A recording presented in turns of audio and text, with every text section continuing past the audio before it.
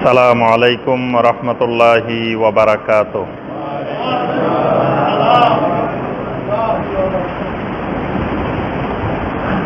ইন্নাল হামদালিল্লাহ নাহমাদুহু ওয়া নাস্তাঈনুহু ওয়া নাস্তাগফিরুহু ওয়া নাউযু বিল্লাহি মিন শুরুরি আনফুসিনা ওয়া মিন সাইয়্যাতি আমালিনা। من يهده الله فلا مضل له ومن يضلل فلا هادي له وأشهد أن لا إله إلا الله وحده لا شريك له وأشهد أن محمدا عبده ورسوله. يا أيها الذين آمنوا اتقوا الله حق تقاته ولا تموتن إلا وأنتم مسلمون.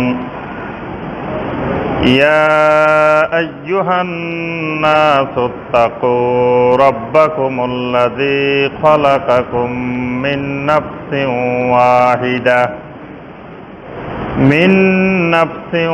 واحدة وخلق منها زوجها وبث منهما رجالا كثيرا ونساء. واتقوا الله الذي تساءلون به والأرحام إن الله كان عليكم رقيبا.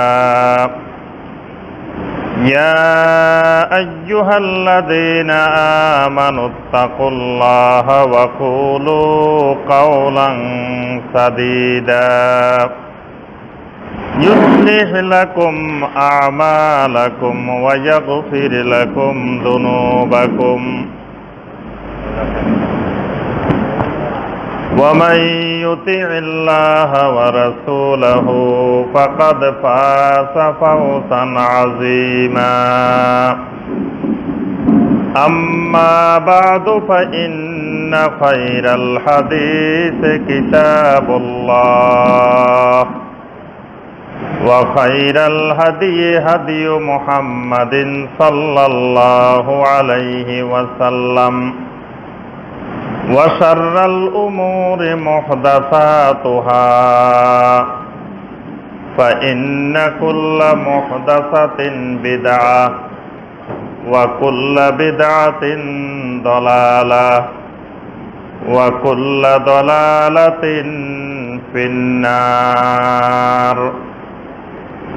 اللهم صل على محمد وعلى آل محمد كما صليت على إبراهيم وعلى آل إبراهيم إنك حميد مجيد. اللهم بارك على محمد وعلى آل محمد كما باركت على إبراهيم وعلى آل إبراهيم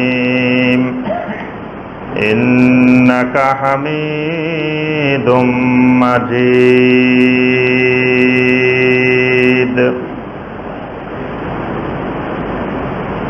নারায়ণগঞ্জ জেলার বন্দর উপজেলার কামরাপ কাজীপাড়া বেবি স্ট্যান্ড জামে মসজিদের উদ্যোগে এই মোবারকময় ইসলামী মহাসম্মেলনের সম্মানিত সভাপতি, সম্মানিত উলামায়ে কেরাম, অত্র এলাকার সম্মানিত মুরব্বিয়ান এজাম, আমার যুবক কিশোর শিশু ভাইয়েরা, এবং পর্দার আড়ালের আমার সম্মানিতা মা এবং বোনেরা,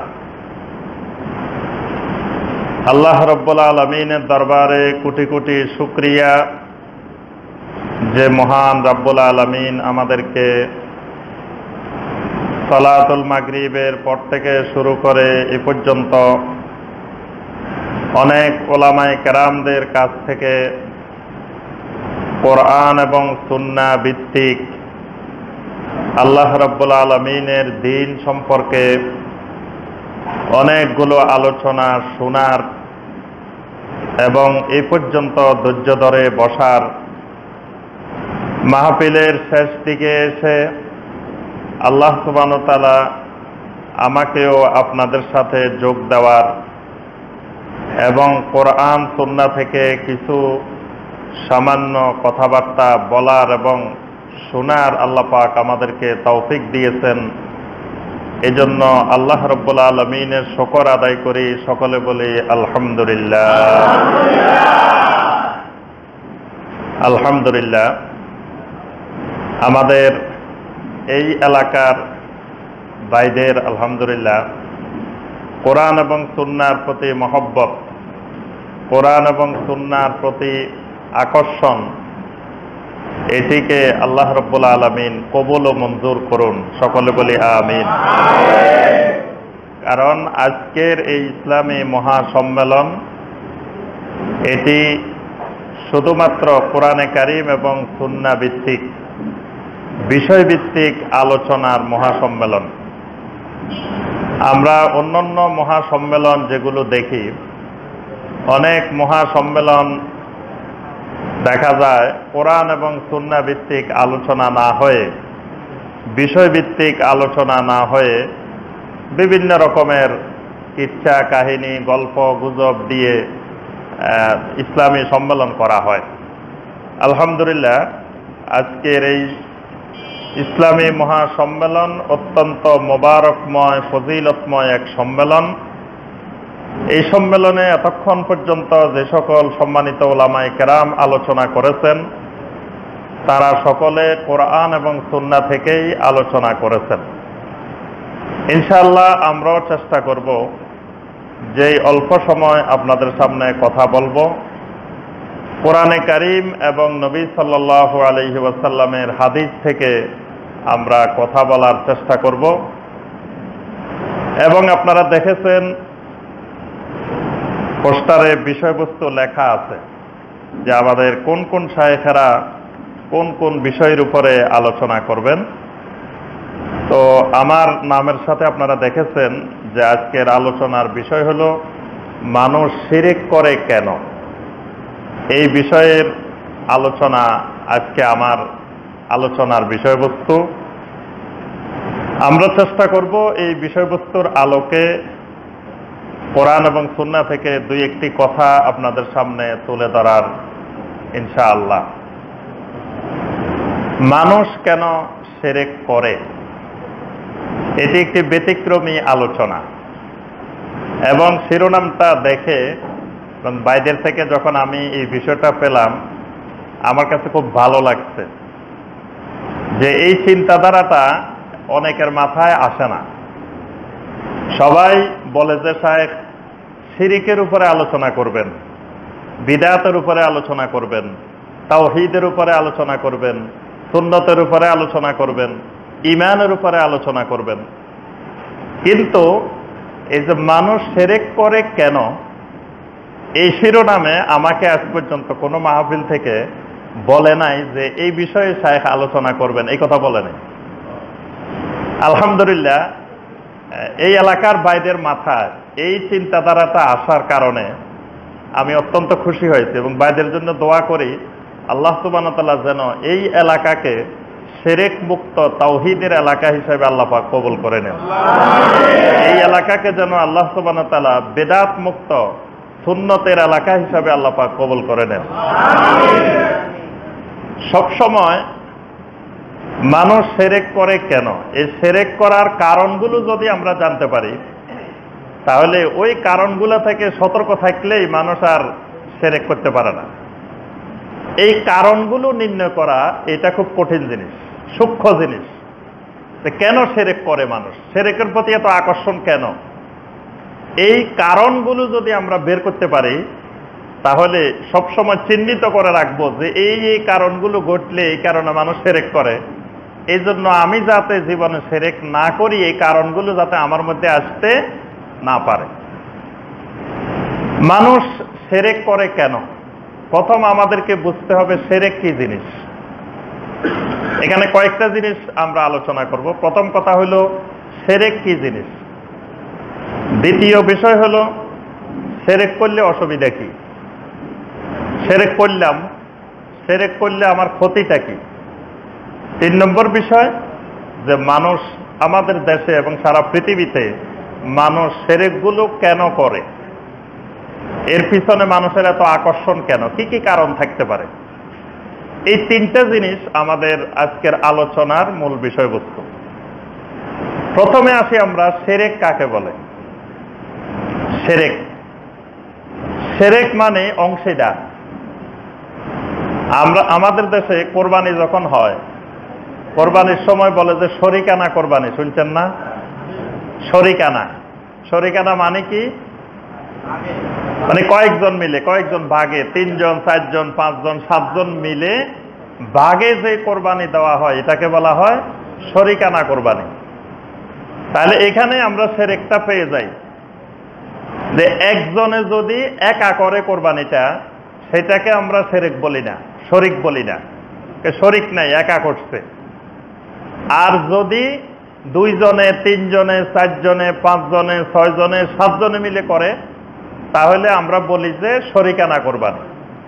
তাহলে বোঝা যায় শরিক হলো একের থেকে যখন বেড়ে যায় তখন এটার নাম শরিক, আর একের ভিতরে থাকলে এটার মধ্যে শরিক হয় না। আল্লাহ সুবহানাহু ওয়া তাআলা এক এবং একক। আল্লাহ পাক কোরআনে কারিমে অসংখ্য আয়াতে এই কথাটা বলছেন। সূরা আল ইখলাসের মধ্যে আল্লাহ সুবহানাহু ওয়া তাআলা নিজের পরিচয় দিয়েছেন, কুল হুয়াল্লাহু আহাদ। রাসূল আপনি দুনিয়ার সমস্ত মানুষকে জানিয়ে দিন, হুয়াল্লাহু আহাদ, তিনি হলেন সেই আল্লাহ যিনি আহাদ, যিনি এক, যিনি একক, যিনি একক। ওয়াহেদ মানে এক, আর আহাদ মানে একক। এককের ভাগ করা যায় না, একক হলো অবিভাজ্য, আর এক হইল একের ভাগ করা যায়, হাফ করা যায়, 4 ভাগের 1 ভাগ করা যায়, 3 ভাগের 1 ভাগ করা যায়, কিন্তু একককে ভাগ করা যায় না। এই একককে বলা হয় আহাদ। এজন্য আল্লাহ পাক বলছেন কুল হুয়াল্লাহু আহাদ। রাসূল আপনি আমি আল্লাহর পরিচয়টা দুনিয়ার মানুষের সামনে করে দেন, এইভাবে বলে দিন যে আল্লাহ রাব্বুল আলামিন আহাদ, আল্লাহ রাব্বুল আলামিন একক।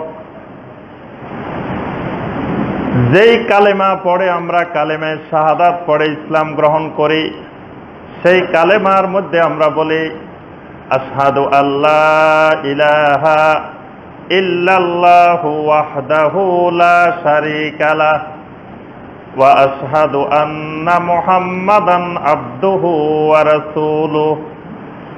এখানে আমরা বলি আশহাদু আল্লা ইলাহা ইল্লাল্লাহু ওয়াহদাহু, ওয়াহদাহু লা শারীকা লাহু, ওয়াহদাহু লা শারীকা লাহু। কোন লোক ইসলাম গ্রহণ করছে, তিনি ইসলাম গ্রহণ করার সময় বললেন আশহাদু আল্লা ইলাহা ইল্লাল্লাহু ওয়াহদাহু লা শারীকা লাহু, বাদ দিয়ে দিলেন, বললেন যে না আমি ওয়াহদাহু লা শারীকা লাহু এটা বলবো না। এই লোকের ইসলাম গ্রহণ করা হবে কিনা? সবাই বলে না, অনেকের মতো হবে মনে হয়, নাকি? কি হবে? হবে না। কেন হবে না?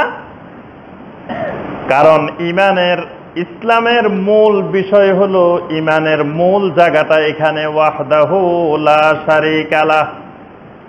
যেই আল্লাহ রাব্বুল আলামিনকে আমি মাবুদ হিসাবে গ্রহণ করে নিলাম, সেই রাব্বুল আলামিন হলেন ওয়াহদাহ, তিনি হলেন এক এবং একক ক্ষমতার অধিকারী। লা শারীকা লাহু, তার ক্ষমতার ব্যাপারে তার নাম এবং গুণাবলীর ব্যাপারে, তার ইবাদতের ব্যাপারে লা শারীকা লাহু, কোন ধরনের শরীক নাই, কোন ধরনের শরীক নাই। এইটা যতক্ষণ পর্যন্ত কোন লোক ঈমান আনবে না, এতক্ষণ এই লোক ঈমানদার হবে না।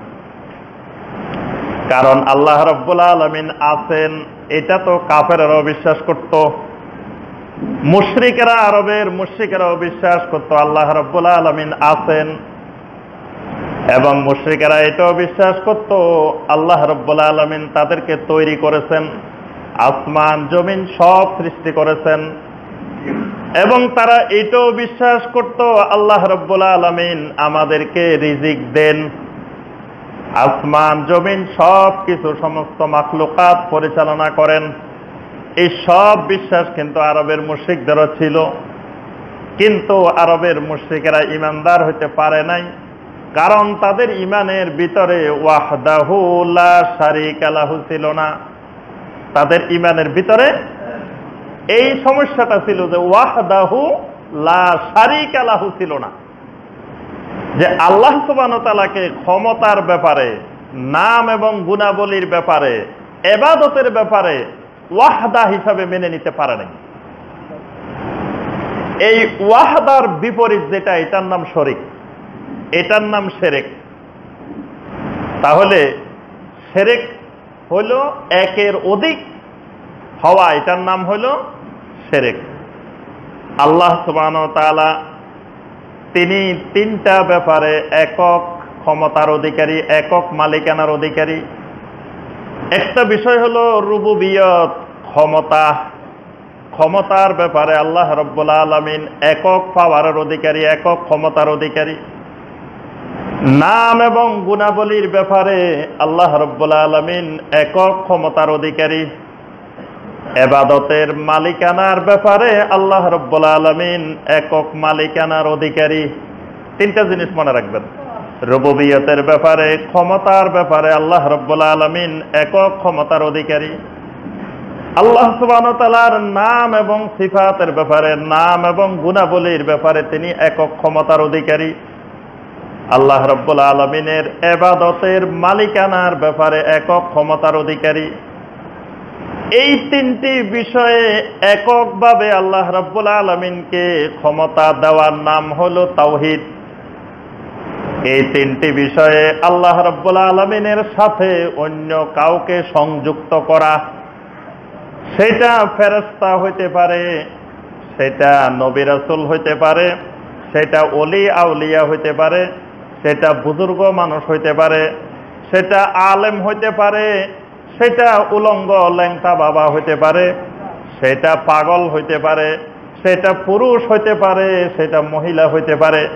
এই জাতীয় কোন ব্যক্তিকে, কোন মানুষকে, কোন জিনকে, কোন ফেরেশতাকে, কোন নবী রাসূলকে এই তিনটি ব্যাপারে সামান্যতম ক্ষমতার অংশীদারিত্ব দেওয়া, এটার নাম হলো শিরক।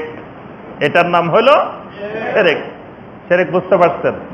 একেবারে সহজ বাংলায়, যে তিনটা ব্যাপারে সমস্ত ক্ষমতা, সমস্ত মালিকানা একমাত্র আল্লাহ। এর সাথে যদি সামান্যতম আমরা কোন মানুষকে, কোন জিনকে, কোন নবীকে, কোন ওলিকে দিই, এটার নাম শিরক। এই জন্য আল্লাহর তাওহীদ তিন ভাগে বিভক্ত, তিন প্রকার: তাওহীদুর রুবুবিয়্যাত, তাওহীদুল আসমা ওয়াস সিফাত, তাওহীদুল উলুহিয়্যাত। মানে আল্লাহর ক্ষমতার ব্যাপারে আল্লাহ একক, আল্লাহ সুবহানাহু ওয়া তাআলার নাম এবং গুণাবলীর ব্যাপারে আল্লাহ সুবহানাহু ওয়া তাআলা একক, ইবাদতের ব্যাপারে, উলুহিয়্যাতের ব্যাপারে আল্লাহ রাব্বুল আলামিন একক। এই জায়গাগুলোতে অন্য কাউকে মালিকানা বানাইলেই এটা হয়ে যায় শিরক। প্রথমে আসি রুবুবিয়তের মালিকানা কি জিনিস। রুবুবিয়তের মালিকানা হলো আল্লাহ রাব্বুল আলামিন আমাদের একমাত্র খালেক, আমাদের সৃষ্টিকর্তাকে খালি আল্লাহ বললে হবে না, একমাত্র আল্লাহ সুবহানাহু ওয়া তাআলা। আমাদের রিজিক দাতাকে, আমাদের জীবন মৃত্যুর মালিককে, আমাদের পরিচালনাকারী, এই বিশ্ব সারা পৃথিবীকে পরিচালনাকারীকে, এই যাবতীয় ব্যাপারে আমাদের রবকে, আমাদের রব একমাত্র আল্লাহ। সুতরাং এই ব্যাপারগুলোতে যদি আল্লাহ রাব্বুল আলামিনের সাথে কাউকে যদি ক্ষমতা দেওয়া হয়, তখন এই জায়গায় শিরক হয়ে যায়, রুবুবিয়তের শিরক হয়ে যায়। যেমন আল্লাহ রাব্বুল আলামিন আসমান জমিন সমস্ত মাখলুকাত পরিচালনা করেন। যদি আমরা মনে করি আল্লাহ রাব্বুল আলামিন এই আসমান জমিন পরিচালনার ক্ষেত্রে ফেরেশতাদেরকেও আল্লাহ পাক কিছু ক্ষমতা দিবেন, আল্লাহ পাক ফেরেশতাদেরকে কিছু ক্ষমতা দিবেন, ফেরেশতারাও কিছু করতে পারে, ফেরেশতারা চাইলে বৃষ্টি নাজিল করতে পারে, এই বিশ্বাস যদি কেউ পোষণ করে, একজন ফেরেশতাকে আল্লাহ পাক মেঘবালা আনা নেওয়া করার দায়িত্ব দিচ্ছেন, কিন্তু ক্ষমতা দেন নাই। এই জায়গায় ফেরেশতা লাগে, দায়িত্ব আর ক্ষমতা। দায়িত্ব দেওয়া মানে ক্ষমতা দেওয়া না। আল্লাহ রাব্বুল আলামিন ফেরেশতাদেরকে অনেক বিষয়ে দায়িত্ব দিয়েছেন, কিন্তু রাব্বুল আলামিন তাদেরকে কোনো ক্ষমতা দেন নাই। আল্লাহ রাব্বুল আলামিন ফেরেশতাদের মাধ্যমে মানুষের মৃত্যু, মালাকুল মাউতের মৃত্যুর কাজগুলা করান। এখানে ফেরেশতাদেরকে রূহ কবজ করার আল্লাহ সুবহানাহু ওয়া তাআলা দায়িত্ব দিয়েছেন, ক্ষমতা দেন নাই। ওই মালাকুল মাউত ইচ্ছা করলে আল্লাহ রাব্বুল আলামিন আমার জন্য যে সময়টা নির্ধারণ করেছেন, এর 1 সেকেন্ড আগেও তিনি আমার রূহ কবজ করতে পারবেন না, 1 মিনিট পরেও পারবেন না। এখানে ক্ষমতা একমাত্র আল্লাহ রাব্বুল আলামিনের, আর ওই ফেরেশতার মালাকুল মাউতের হলো দায়িত্ব। ঠিক একইভাবে আল্লাহ রাব্বুল আলামিন মেঘমালা পরিচালনা করার জন্য ফেরেশতাকে দায়িত্ব দিয়েছেন, কিন্তু ফেরেশতা ইচ্ছা করলে কোন জায়গায় বৃষ্টি নাজিল করবেন, কোন জায়গায় বৃষ্টি দিবেন না, এই ক্ষমতা ফেরেশতার নাই। এই ক্ষমতা একমাত্র আল্লাহ রাব্বুল আলামিনের।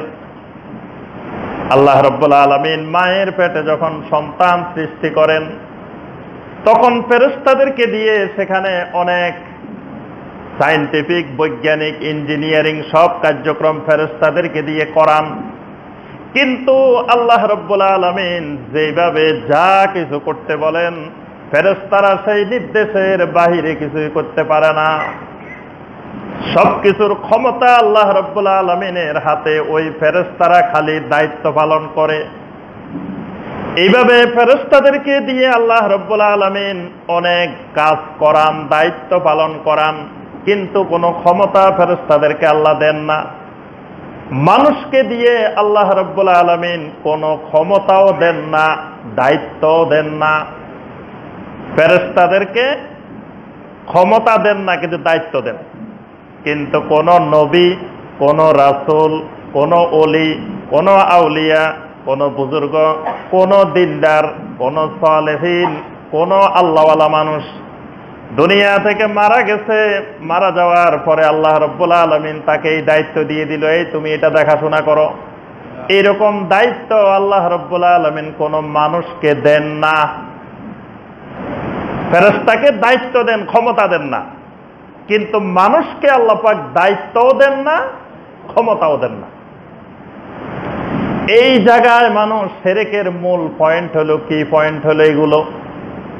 মানুষ মনে করে আল্লাহ রাব্বুল আলামিন ফেরেশতাদেরকে দিয়ে যেমন বিভিন্ন কাজ করান, মানুষকে দিয়েও আল্লাহ রাব্বুল আলামিন এরকম কাজ করান, দায়িত্ব দেন। যখন মানুষ বিশ্বাস করে মানুষকে দিয়ে দায়িত্ব দেওয়া হয়, আর এই দায়িত্ব থেকে আস্তে আস্তে ওই মানুষের ভিতরে ক্ষমতার বিশ্বাস এসে যায়। এজন্য দেখেন, এই দেশে, আমাদের এই বাংলাদেশে লক্ষ লক্ষ মুসলমান বিশ্বাস করে এই কবরে যে আল্লাহর ওলি শুয়ে আছেন, এই আল্লাহর ওলি অনেক কিছু আমাকে দিতে পারে, নাউযুবিল্লাহ। এরকম বিশ্বাস করে এই দেশে লক্ষ লক্ষ মুসলমান আছে, নারী পুরুষ আছে, যারা বিশ্বাস করে ওই কবরে যিনি আছেন ওনার এত ক্ষমতা, এত পাওয়ার, উনি ইচ্ছা করলে আমাকে ছেলে দিতে পারেন, আমার ছেলে হয় না, বাবার কাছে ছেলে চাইলে ছেলে দিতে পারেন, নাউজুবিল্লাহ। আবার সন্তান হয় না, ইচ্ছা করলে আল্লাহর ওলি সন্তান দিয়ে দিতে পারে, নাউজুবিল্লাহ। আমার রিজিকে অভাব অনটনে কষ্ট করতেছি, ইচ্ছা করলে আল্লাহর ওলি আবার অভাব অনটন দূর করে দিতে পারেন, নাউজুবিল্লাহ। আমি রাস্তা দিয়ে গাড়ি চালায় যাচ্ছি, আল্লাহর ওলির কবরের সামনে গিয়ে গাড়িকে আস্তে করে স্লো করে দিচ্ছি, থামাই দিচ্ছি। কি ব্যাপার ভাই, থামাই দিলেন কেন, আস্তে করলেন কেন? আল্লাহর ওলির সামনে দিয়ে গাড়ি যদি জোরে চালায় যায়, আল্লাহর ওলির রাগ উঠে গেলে ধাক্কা মেরে গাড়ি বাইরে পালাই দিব। আল্লাহর ওলির ক্ষমতায় বিশ্বাসী, আল্লাহর ওলি কবর থেকে ধাক্কায় গাড়িও পালাই দিতে পারে। এই জাতীয় অসংখ্য আল্লাহর ওলিদের, নবীদের, রাসূলদের ক্ষমতার কারণে, ক্ষমতার বিশ্বাসের কারণে শিরকের জন্ম হয়। এজন্য আমাদের দেশে বিশ্বাস আছে খিজির আলাইহিস সালাম নাকি সাগরের ভাঙ্গা গড়ার কাজ করে, সাগরের কাজ নাকি খিজির আলাইহিস সালাম করে। খিজির আলাইহিস সালামকে নাকি আল্লাহ দায়িত্ব দিচ্ছেন যে নদীর এই পাশে ভাঙ্গি, এই পাশে যেন চট দিয়ে দে, এই পাশে ভাঙবে, এই পাশে গড়বে, নাউজুবিল্লাহ। আল্লাহ সুবহানাহু ওয়া তাআলা কোন নবী, রাসূল, ওলি, আউলিয়া, বুজুর্গ কাউকে আল্লাহ পাক কোন দায়িত্ব দেন নাই, ক্ষমতাও দেন নাই। এই সূত্র মনে রাখবেন। আর ফেরেশতাদেরকে আল্লাহ সুবহানাহু ওয়া তাআলা দায়িত্ব দিবেন, কিন্তু ক্ষমতা দেন নাই। এই মানুষের ক্ষমতা, জিনের ক্ষমতা, ফেরেশতাদের ক্ষমতা, নবী রাসূলদের ক্ষমতা যদি মনে করা হয় আল্লাহ রাব্বুল আলামিনের সাথে এদেরও কিছু ক্ষমতা আছে, তখন এটার নাম শিরক, এটার নাম হলো শিরক। আপনারা হয়তো শুনেছেন এই দেশে অসংখ্য মানুষ বিশ্বাস করে আল্লাহ রাব্বুল আলামিন এই পৃথিবী পরিচালনা করেন আল্লাহর ওলিদেরকে দিয়ে। গাউস আছে, কুতুব আছে, আবদাল আছে, আওতাদ আছে, এরকম গাউসুল আজম আছে, নাম শুনছেন না? গাউস, কুতুব, এগুলো নাম শুনছেন না? এগুলো এই দেশের ঘরে ঘরে বিশ্বাস যে আল্লাহর পৃথিবী, আল্লাহ নাকি গাউস দিয়ে, কুতুব দিয়ে, আওতাদ দিয়ে, নোজাবা দিয়ে, আবদাল দিয়ে আল্লাহ পৃথিবী পরিচালনা করে, নাউজুবিল্লাহ। এই জাতীয় বিশ্বাসগুলো থেকে শিরকের জন্ম হয়। অর্থাৎ আল্লাহ রাব্বুল আলামিনের ক্ষমতা, যত রকমের ক্ষমতা আছে, এই ক্ষমতার মধ্যে অন্য কাউকে আনি যোগ করা, এটার নাম হলো শিরক। আল্লাহ রাব্বুল আলামিন তার কিছু নাম এবং গুণাবলী আল্লাহ পাক প্রকাশ করেছেন। প্রত্যেকটা নামের ব্যাপারে তার কিছু বিশেষ বিশেষ গুণাবলী আছে, অর্থ আছে, বৈশিষ্ট্য আছে। এই নাম এবং গুণাবলীর বৈশিষ্ট্যগুলো আল্লাহর অন্য কোনো বান্দাকে মনে করা, এটা হলো নাম এবং গুণাবলীর শিরক। সবচেয়ে গুরুত্বপূর্ণ যেই জায়গায় শিরক হয় সেটা হলো ইবাদতের শিরক, সেটা হলো ইবাদতের শিরক। ইবাদত হলো গায়াতুত তাজাল্লুল, ইবাদত হলো, ইবাদতকে বলা হয় গায়াতুত তাজাল্লুল, মানে কারো সামনে, কোনো কিছুর সামনে চূড়ান্ত অক্ষমতা প্রকাশ করার নাম হলো ইবাদত। কারো সামনে চূড়ান্ত অক্ষমতা প্রকাশ করা, এটার নাম ইবাদত। আমি একটা গাছের সামনে গিয়ে বললাম, গাছ তোমার মধ্যে অনেক পাওয়ার, অনেক ক্ষমতা, আমার মধ্যে কিচ্ছু নাই, এজন্য গাছের সামনে এইভাবে অক্ষমতা প্রকাশ করলাম, এটার নাম ইবাদত। গরুর সামনে গিয়ে বললাম, মা তোমার মধ্যে অনেক ক্ষমতা আছে, আমি তোমার কাছে আনুগত্য প্রকাশ করলাম, আমার কাছে ওই ক্ষমতা নাই, গরুর ক্ষমতা বিশ্বাস করলাম, এটার নাম ইবাদত। এইভাবে মানুষের সামনে, আল্লাহর ওলির কবরের সামনে যাই, আল্লাহর ওলির সামনে নিজেকে গায়াতুত তাজাল্লুল করে দিলেন, চূড়ান্ত অক্ষমতা প্রকাশ করে আল্লাহর ওলির কবরে গিয়ে সাজদা দিয়ে দিলেন, এটার নাম ইবাদত। এটার নাম হলো ইবাদত। আল্লাহর কোন নেককার বান্দার কাছে গেলেন, গিয়ে আল্লাহর নেককার বান্দার সামনে সাজদা করলেন, এটা ওই আল্লাহর বান্দাকে ইবাদত করলেন। মানে কারো সামনে গিয়ে চূড়ান্ত অক্ষমতা প্রকাশ করে তার প্রতি বিনয়, ভক্তি, শ্রদ্ধা, সম্মান, এটার নাম হলো ইবাদত। এই ইবাদত একমাত্র আল্লাহ রাব্বুল আলামিনকে করতে হয়। আল্লাহ পাক কোরআনে কারীমের মধ্যে সূরা আল ফাতিহার মধ্যে শিখিয়েছেন, ইয়্যাকা না'বুদু ওয়া ইয়্যাকা নাস্তাঈন, একমাত্র ইবাদত করি তোমার, ইয়্যাকা না'বুদু, একমাত্র ইবাদত করি তোমার, একমাত্র ইবাদত করি তোমার। তাহলে আল্লাহ রাব্বুল আলামিনের একমাত্র ইবাদত করা, এটার নাম তাওহীদ। আল্লাহ রাব্বুল আলামিনের ইবাদতের মধ্যে অন্য কাউকেও ইবাদত করা, ইবাদতের শরীকানা করা, এটার নাম শিরক। যেমন দোয়া করা, আমাদের আগের শায়েখ দোয়ার উপরে আলোচনা করছেন। দোয়া একটা গুরুত্বপূর্ণ ইবাদত। দোয়া যদি শুধুমাত্র একমাত্র আল্লাহ রাব্বুল আলামিনের কাছে করা হয়, এটার নাম তাওহীদ। কিন্তু দোয়া করার সময় যদি কোন আল্লাহর ওলির কাছে, জিনের কাছে, ফেরেশতার কাছে দোয়া করা হয়, এটার নাম হলো শিরক। তাওয়াক্কুল একটা গুরুত্বপূর্ণ ইবাদত। আল্লাহ রাব্বুল আলামিনের উপরে তাওয়াক্কুল করা, এটার নাম তাওহীদ। আল্লাহর উপরেও তাওয়াক্কুল করলাম, তামিমের উপরে, তাবিজের উপরেও তাওয়াক্কুল করলাম, আল্লাহর উপরেও তাওয়াক্কুল করলাম, আল্লাহর ওলির উপরেও তাওয়াক্কুল করলাম, এটার নাম শিরক। এগুলা হলো ইবাদতের শিরক, এগুলা হলো ইবাদতের শিরক। তাহলে শিরক জিনিসটা বুঝতে পারছেন? মানে আল্লাহ রাব্বুল আলামিনের ক্ষমতার ক্ষেত্রে, নাম এবং গুণাবলীর ক্ষেত্রে, ইবাদতের ক্ষেত্রে একমাত্র আল্লাহর জন্য করা, এটার নাম ইবাদত। এর বাহিরে গেলেই এটার নাম হয়ে যায় শিরক। এবার আসেন, এই শিরক করলে অসুবিধা কি? শিরক করলাম, ক্ষতিটা কি? অনেকে বলে যে এটা করলে ক্ষতি, অসুবিধা কি? এটা তো ভালো জিনিস। আমরা আল্লাহর ওলির ক্ষমতায় বিশ্বাস করলাম, নবী রাসূলদের ক্ষমতায় বিশ্বাস করলাম, এটা তো আমরা নবী রাসূলদেরকে উপরে তুলে দিলাম, আল্লাহর ওলিকে বড় বানাই দিলাম, এদের অনেক ক্ষমতা, কারামত, মুজিজা বিশ্বাস করলাম। অসুবিধা কি?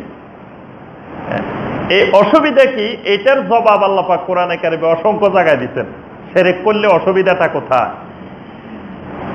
আল্লাহ পাক সূরা লুকমানের 13 নম্বর আয়াতে বললেন, ইয়া বুনাইয়া লা তুশরিক বিল্লাহ ইন্নাশ শিরকা লাযুলমুন আযীম। আল্লাহ রাব্বুল আলামিন বলেন, শিরক হলো সবচেয়ে বড় জুলুম, জুলমে আযীম। এটা হলো সবচেয়ে বড় জুলুম, এটার থেকে বড় জুলুম আর জমিনে নাই। ইন্নাশ শিরকা লাযুলমুন আযীম, শিরক হলো লাযুলমুন আযীম, সবচেয়ে বড় মহা জঘন্যতম অপরাধ। এটার মতো অপরাধ জমিনে আর দ্বিতীয় কোনোটা নাই। অন্য আয়াতে আল্লাহ রাব্বুল আলামিন বলেন, কুল তাআলাউ আতলু মা হাররামা রাব্বুকুম আলাইকুম আল্লা তুশরিকু বিহি শাইআ। রাব্বুল আলামিন বলেন, রাসূল আপনি বলুন, তোমরা আসো, আমি তোমাদেরকে আল্লাহ পাক যে জিনিসগুলো হারাম করছেন সেগুলো তেলাওয়াত করে শুনাই দিই। আল্লাহ তুশরিকু বিহি শাইআ, এক নম্বর হারাম কাজ হলো আল্লাহর সাথে কাউকে শরীক করিও না। এটা হলো জমিনে এক নম্বর হারাম কাজ, নিষিদ্ধ কাজ। আল্লাহর সাথে, আল্লাহর ক্ষমতায়, আল্লাহর মালিকানায় কাউকে শরীক করা, আল্লাহর ইবাদতে কাউকে শরীক করা যাবে না। আব্দুল্লাহ ইবনে মাসউদ রাদিয়াল্লাহু তাআলা আনহু বলেন, সাআলতু রাসূলুল্লাহি সাল্লাল্লাহু আলাইহি ওয়াসাল্লাম আইয়ু যামবে ইনদাল্লাহি আকবার। আমি আল্লাহ রাসূল সাল্লাল্লাহু আলাইহি ওয়াসাল্লামকে জিজ্ঞাসা করলাম, ইয়া রাসূলুল্লাহ সাল্লাল্লাহু আলাইহি ওয়াসাল্লাম, জমিনে সবচেয়ে বড় অপরাধ কোনটা?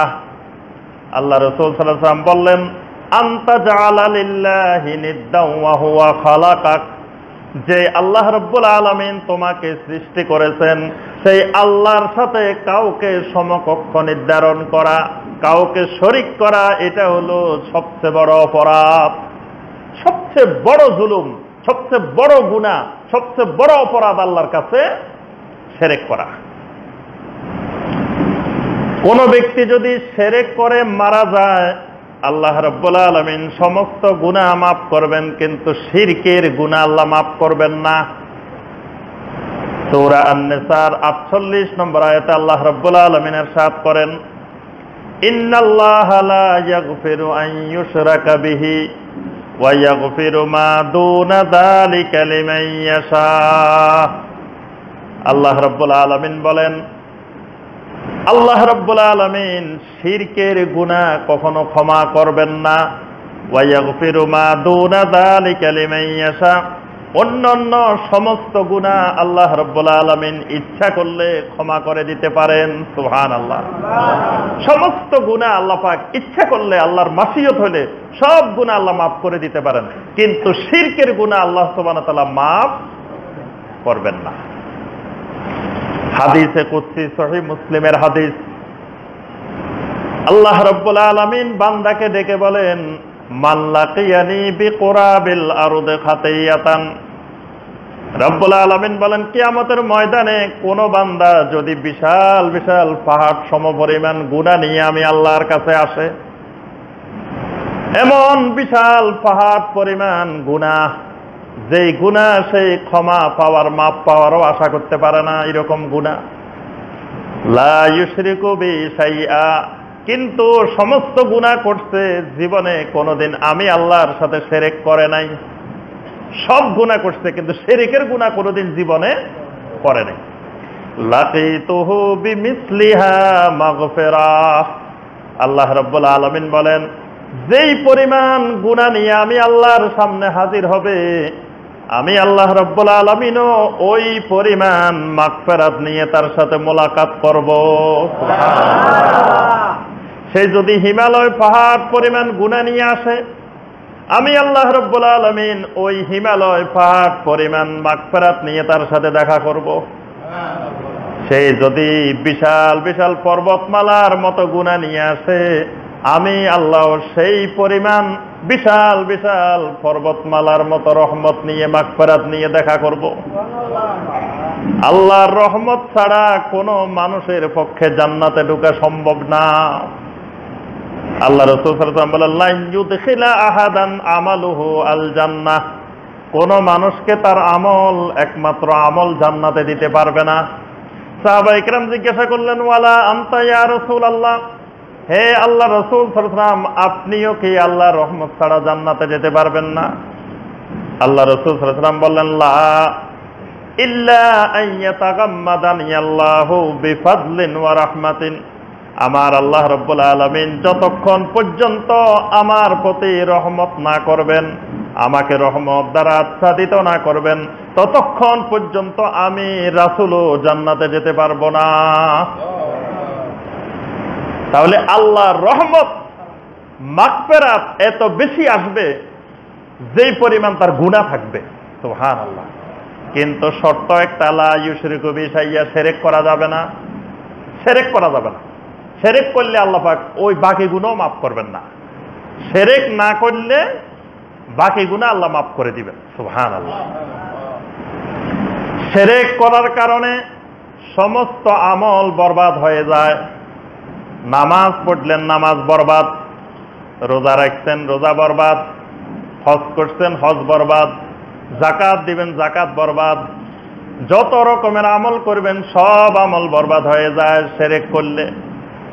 আল্লাহ রাব্বুল আলামিন সূরা আয-জুমারের 65 নম্বর আয়াতে বলেন, ওয়ালাকাদ উহিয়া ইলাইকা ওয়া ইলাল্লাযীনা মিন ক্বাবলিকা লা ইন আশরাকতা লা ইয়াহবাতান্না আমালুক। আল্লাহ রাব্বুল আলামিন বলেন, আমি সমস্ত নবীদেরকে এই ওহী নাজিল করে বলে দিয়েছি, লা ইন আশরাকতা লা ইয়াহবাতান্না আমালুক, ও আমার নবী রাসূলেরা, যদি শিরক করো জীবনে তোমার সমস্ত আমল বরবাদ হয়ে যাবে। শিরক যদি করো সমস্ত আমল বরবাদ। নামাজ পড়লাম, শিরক করলাম, নামাজ পড়লাম, শিরক করলাম। নামাজ হলো প্লাস আর শিরক হলো কি মাইনাস। প্লাসে আর মাইনাসে মাইনাস হয়ে যাবে। শিরকও করলেন, আবার নামাজও পড়ছেন। শিরকও করলেন, হজও করছেন। শিরকও করছেন, যাকাতও দিলেন। শিরকও করলেন, পর্দাও করলেন। শিরকও করলেন, আবার অনেক ভালো ভালো দান সাদাকাও করলেন। শিরকের কারণে সমস্ত আমল বরবাদ। আরবের মুশরিকেরা ভালো কাজ করতো না?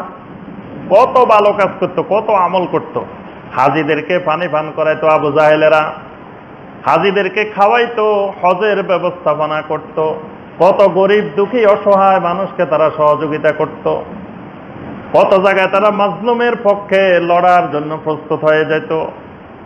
আল্লাহ রাব্বুল আলামিনের কাছে মাঝে মাঝে কত বিষয়ে তারা দোয়া করত, সাগরের মাঝখানে যায় দোয়া করত, যুদ্ধের ময়দানে গেলে দোয়া করত, কত জায়গায় আল্লাহর কাছে দোয়া করছে। কিন্তু এত আমল আছে, এই আমল কোনো কাজে আসবে কেন? শিরকের কারণে। শিরকের কারণে সমস্ত আমল বরবাদ। শিরকের কারণে আল্লাহ রাব্বুল আলামিনের জান্নাত হারাম হয়ে যায়। শিরক করলে আল্লাহর জান্নাতও হারাম হয়ে যায়। আল্লাহ পাক সূরা আল মায়েদার ৭২ নম্বর আয়াতে বলে দিয়েছেন, ইন্নাহু মান ইউশরিক বিল্লাহি ফাকাদ হারামাল্লাহু আলাইহিল জান্নাহ ওয়া মাওয়াহুন নার। আল্লাহ রাব্বুল আলামিন বলেন, যদি কোনো ব্যক্তি আমি আল্লাহর সাথে শিরক করে, ফাকাদ হারামাল্লাহু আলাইহিল জান্নাহ, আল্লাহ রাব্বুল আলামিন তার জন্য আল্লাহর জান্নাতকে হারাম করে দেন। আল্লাহর জান্নাত তার জন্য নিষিদ্ধ হয়ে যায়। জান্নাতের বারান্দা দিয়ে জান্নাতের দ্বারে কাছেও আল্লাহর এই বান্দা আসতে পারে না। আল্লাহর বান্দার জন্য জান্নাত নিষিদ্ধ হয়ে যায়। এই লোক আর জান্নাতের দ্বারে কাছেও যেতে পারে না। এইভাবে শিরকের অনেকগুলো অপকারিতা আছে। তাহলে আমল কম করি, তারপরেও যেন শিরক না করি, এইটা আমাকে আগে ঠিক করতে হবে। যে কোনো অবস্থায় যাই করি, কিন্তু আমাকে শিরক করা যাবে না। আমল কম হোক, গুনাহ থাকুক, কবিরা গুনাহ থাকুক, সগীরা গুনাহ থাকুক, কিন্তু আমি শিরক করব না। এই কঠিন সিদ্ধান্ত নিতে হবে, কারণ শিরক করলে ঈমানও ভেঙে যায়। ঈমান ভঙ্গের ১ নম্বর কারণ হলো শিরক। শিরক এত মারাত্মক রোগ, এই শিরকের কারণে ঈমান ভঙ্গ হয়ে যায়, ঈমান ভেঙে যায়, ঈমান নষ্ট হয়ে যায়। তাহলে শিরক করলে ঈমান নিয়ে কবরে যাওয়া যাবে না। যতই দোয়া করি আল্লাহর কাছে, আল্লাহুম্মা মান আহইয়াইতাহু মিন্না ফাআহইহি আলাল ইসলাম ওয়া মান তাওয়াফাইতাহু মিন্না ফাতাওয়াফাহু আলাল ঈমান, যতই দোয়া করি আল্লাহ যতদিন দুনিয়ায় বেঁচে থাকি ইসলামের উপরে বেঁচে থাকবো, যখন মৃত্যু দিবা রব্বুল আলামিন আমাকে ঈমানের উপরে মৃত্যু দিও। যতই দোয়া করি ঈমানের উপরে মৃত্যু নসিব হবে না যদি শিরক থাকে। তাহলে শিরক মুক্ত তাওহীদি ঈমান, এটাই হলো একজন মুমিনের জীবনে সবচেয়ে গুরুত্বপূর্ণ। শিরক মুক্ত তাওহীদি ঈমান। আমার ঈমানটা হবে সম্পূর্ণ শিরক মুক্ত। আমি নিজে শিরক মুক্ত, আমার পরিবার পরিজন শিরক মুক্ত।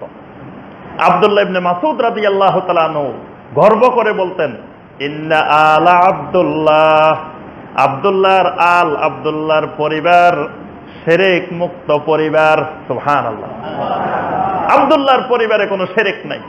সুবহানাল্লাহ। সুতরাং প্রত্যেকটা মুসলিমের পরিবার হবে শিরক মুক্ত একটা পরিবার। এই জন্য আমাকে আপনাকে শিরকটা চিনতে হবে। শিরক কিন্তু খুব সূক্ষ্ম জিনিস, এটা চিনা কিন্তু খুব কঠিন। শাইখুল ইসলাম ইমাম ইবনে তাইমিয়া রাহিমাহুল্লাহ বলেন, বড় আলেম হইলে যে তিনি শিরক চিনে ফেলবে এটা কল্পনা করা যাবে না। অনেক মূর্খ মানুষও শিরক চিনে ফেলবে, অনেক বড় আলেমও শিরক চিনতে পারবে না। এজন্য শাইখুল ইসলাম ইমাম ইবনে তাইমিয়া রাহিমাহুল্লাহ বলেন, অনেক বড় আলেম অনেক বড় শিরককারীও হইতে পারে, অনেক বড় বড় বেদাতকারীও হইতে পারে। আবার মূর্খ মানুষ কিছু তেমন লেখাপড়া জানে না, আল্লাহর রহমতের কারণে আল্লাহর এই বান্দা শিরক চিনে ফেলতে পারে, বেদাত চিনে ফেলতে পারে। আমাদের সবচেয়ে জটিল হয় যে কারণ শিরকগুলা আবিষ্কার করে বড় আলেমেরা, বেদাত আবিষ্কার করে বড় আলেমেরা। তখন মানুষ কয়, এত বড় বড় আলেম তারা কি বুঝে না? খালি তোমরা বুঝো, তুমি বুঝো। এত বড় বড় আলেম, যেই আলেমেরা বিশাল বিশাল পদ পদবীর অধিকারী, লকবের অধিকারী, ওই সকল আলেমেরা বুঝে না এটা শিরক। এই জন্য ইমাম ইবনে তাইমিয়া রাহিমাহুল্লাহ বলে দিয়েছেন, বড় আলেম মানে যে শিরক বুঝবো এটা ঠিক না। কারণ শিরকটা হলো অন্ধকার রাত্রির কুচকুচে কালো পাথরের পাহাড়, ওই কালো পাহাড়ের ভিতরে কালো রঙের সাপ। শিরকটা হলো এরকম, রাত্রিটা অন্ধকার, অমাবস্যার রাত, পাহাড়টা কালো কুচকুচে পাথরের পাহাড়, সাপটাও কালো রঙের। এইরকম জায়গা থেকে আপনি সাপটা বাহির করবেন, এটা কিন্তু সহজ বিষয় না। কারণ অমাবস্যার রাত, অন্ধকার রাত, আপনি দেখেন না। আবার পাথরগুলা কালো কালো পাহাড় দেখছেন, সৌদি আরবে কতগুলা পাহাড় কালো কালো আছে না, কালো কালো পাথরের। সাপটাও যদি হয় কালো, আপনি এই সাপ কেমনে বাইর করবেন? শিরকটা এরকম, এটা এত সূক্ষ্ম, এটা বের করা অনেক কঠিন। এই শিরকের কারণে আমার ঈমান বরবাদ হয়ে যাচ্ছে, কিন্তু আমি খুঁজে পাচ্ছি না, বের করতে পারতেছি না। আমার ভিতরে শিরক আছে কিনা আমি বের করতে পারতেছি না। এজন্য এই সূক্ষ্ম জিনিসটার ব্যাপারে প্রথম কথা হলো আল্লাহর কাছে দোয়া করতে হবে, আল্লাহ আমাকে শিরক মুক্ত তাওহীদি ঈমান দাও। আল্লাহর রহমত না হইলে আমি শিরক চিনা এটা সম্ভব না। আল্লাহর রহমত যতক্ষণ না হবে, আল্লাহ যতক্ষণ ইচ্ছা না করবেন যে আমাকে হেদায়েত দিবেন, ততক্ষণ আমার আপনার পক্ষে শিরক চিনা, শিরক মুক্ত থাকা, শিরক থেকে দূরে থাকা এটা সম্ভব না। এজন্য আল্লাহ সুবহানাহু ওয়া তাআলার কাছে দোয়া করতে হবে, আল্লাহ আমাকে এলেম যতটুকু দিছ, এই এলেম দিয়ে যেন আমি শিরক চিনতে পারি। এজন্য ঈমানের 1 নম্বর শর্ত হলো এলেম। ঈমানের 1 নম্বর শর্ত, লা ইলাহা ইল্লাল্লাহর 1 নম্বর শর্ত, 1 নম্বর আহকাম হলো এলেম।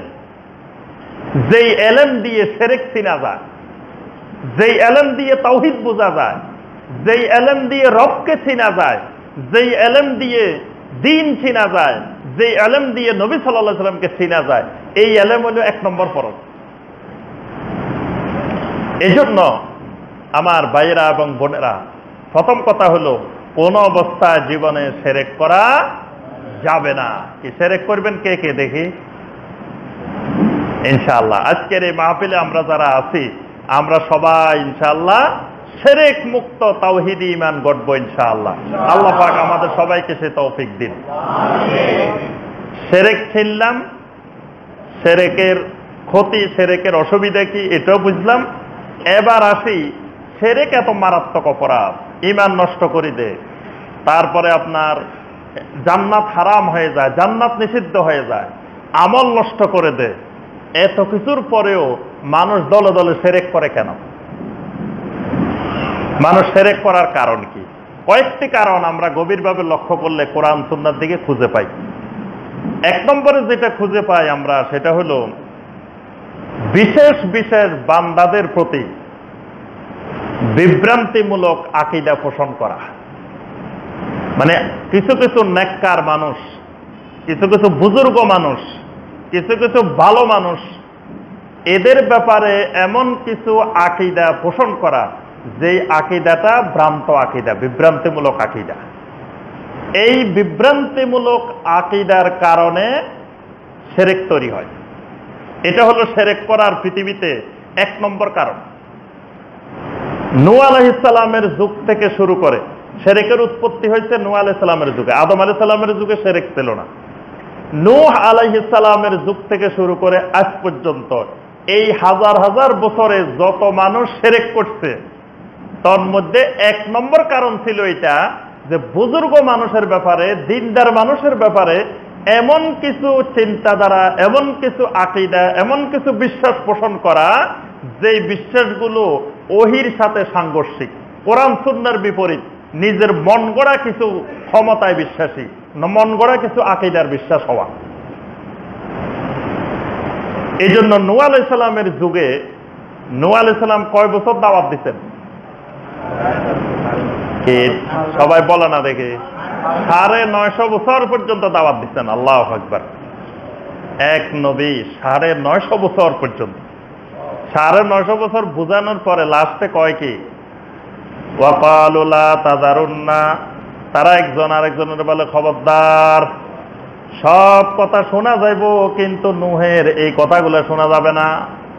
খবরদার, আমাদের কিছু মাবুদ আছে, ওয়াদ, সুওয়া, ইয়াউক, ইয়াগুস, নাসার, এদেরকে কোন অবস্থায় ছাড়া যাবে না। 5টা নাম আসছে কোরআনে কারিমের মধ্যে। নূহ আলাইহিস সালামের যুগের কাফেররা মুশরিকেরা বলছে, তো খবরদার নূহের কথা শুনি এই লোকদেরকে ছাড়িও না। এরা কারা? যে 5 জনের নাম আল্লাহ কোরআনে বলছেন, ওয়াদ, সুয়া, ইয়াউক, ইয়াগুস, নাসার, 5 জনের নাম বলছেন আল্লাহ পাক কোরআনে কারিমে।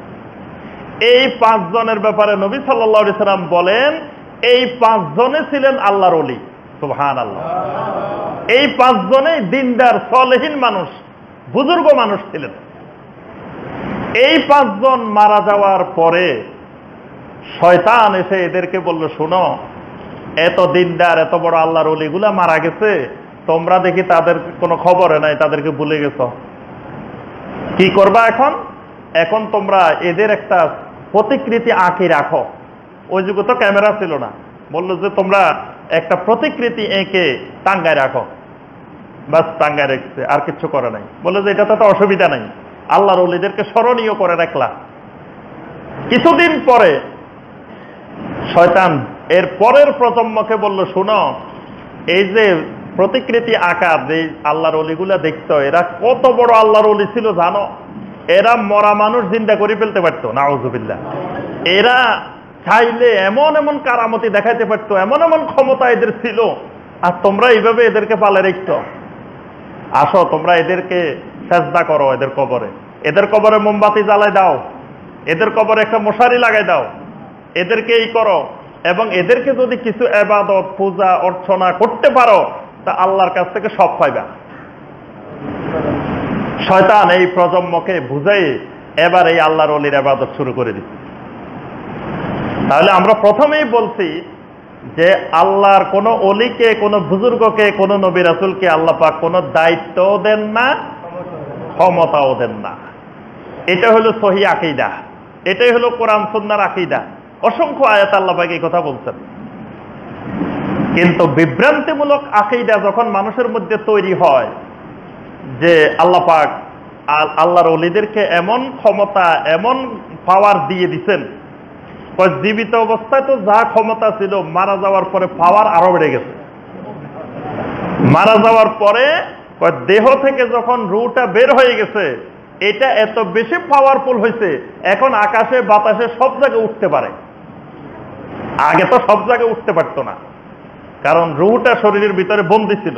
এখন যখন মুক্ত হয়ে গেছে, এখন আল্লাহর ওলির ক্ষমতা আরো বেড়ে গেছে, নাউজুবিল্লাহ। এখন এখানে 2 ধরনের বিশ্বাস জন্ম নেয়। কেউ কেউ বিশ্বাস করে আল্লাহর ওলির নিজস্ব কোনো ক্ষমতা নাই, নিজস্ব কোনো পাওয়ার নাই। আল্লাহর ওলি কি করে, যদি আমাদের কোনো কিছু দরকার হয় আল্লাহর ওলির কাছে চাইলে আল্লাহর ওলি এটা আল্লাহর কাছ থেকে নিয়ে দে। মানে আল্লাহর সাথে মুকাররাবিন এমন হয়ে গেছে, এত নিকটে পৌঁছে গেছে, এখন আল্লাহকে বললে আল্লাহ সাথে সাথে দিয়ে দেয়। সুতরাং আল্লাহর ওলির কাছে চাইলে আল্লাহর কাছে আর চাওয়ার দরকার নাই, আল্লাহর ওলি আল্লাহর কাছ থেকে আমাদেরকে নিয়ে দিতে পারে।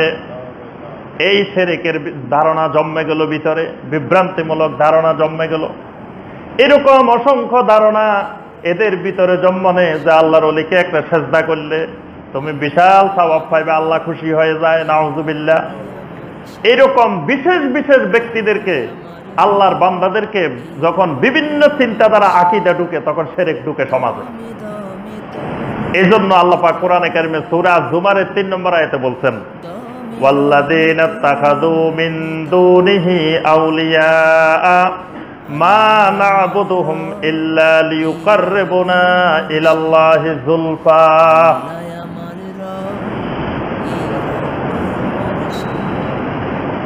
আল্লাহ রাসূল সাল্লাল্লাহু আলাইহি ওয়াসাল্লাম মক্কার মুশরিকদেরকে জিজ্ঞাসা করলেন, ও মুশরিকেরা, এই সকল 360 জন এই মূর্তি দেবদেবী, এদের ইবাদত কেন করো? এদের ইবাদত কেন? কারণ কি? এরা তো তোমাদের উপকারও করতে পারে না, ক্ষতিও করতে পারে না।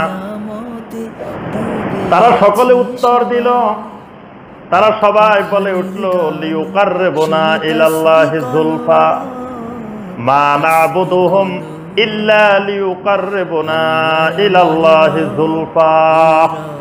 তারা বলে উঠল, এই সকল মূর্তি যাদের দেখতেছ, এরা সবাই আউলিয়া, এরা সবাই আল্লাহর ওলি। মক্কার মসজিদে হারামের ভিতরে, মক্কার ভিতরে যে মূর্তিগুলো ছিল, এরা কিন্তু কোনো ছোট ডাকাতের মূর্তি ছিল না, কোনো সন্ত্রাসীর মূর্তি ছিল না, কোনো খারাপ লোকের মূর্তি ছিল না। এইগুলা সব নবী রাসূলদের মূর্তি।